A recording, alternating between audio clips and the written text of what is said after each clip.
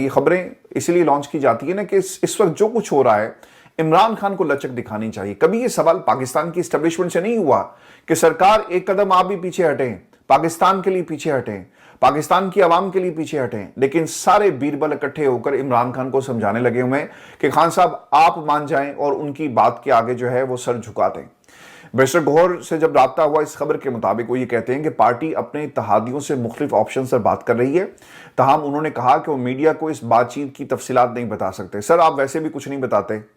जो बातें आप कर रहे हैं, जिन लोगों से आप मिलते हैं, कम से कम अगर आप मुझसे मेरी कोई राय पूछे आपके बारे में तो एक बहुत बड़ी एक ऐसी कुर्सी जिसके ऊपर आप बैठे हुए हैं, आपने इस कुर्सी का हक अदा नहीं किया।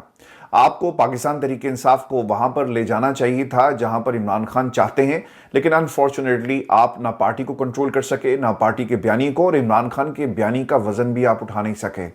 तो ये बातें बैरिस्टर गौहर आपको मुख्तलिफ ज़राए जो रिपोर्ट किए जा रहे हैं उस हवाले से कोट करते हुए नजर आते हैं। दूसरी तरफ इसी रिपोर्ट के अंदर पीटीआई अगरचा ईद के बाद हुकूमत के खिलाफ एहतजाज का नया मरहला शुरू करने की बात कर रही है, लेकिन कई रहनुमा ऐसे हैं जो गुज़श्ता चंद बरसों की महाजराई की सियासत दोहराना नहीं चाहते। अच्छा, ये सारे रॉन्ग नंबर्स हैं जी पार्टी के अंदर। अगर पार्टी असूली तौर पर यह फैसला कर लेती है कि हमने एहतजाज करना है तो आपको एहतजाज करना पड़ेगा।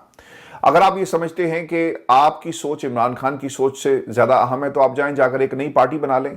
आप अगर इमरान खान के बयानी का वजन नहीं उठा सकते तो फिर पाकिस्तान तहरीक इंसाफ में इन तमाम लोगों को रहने का और यकीनन कोई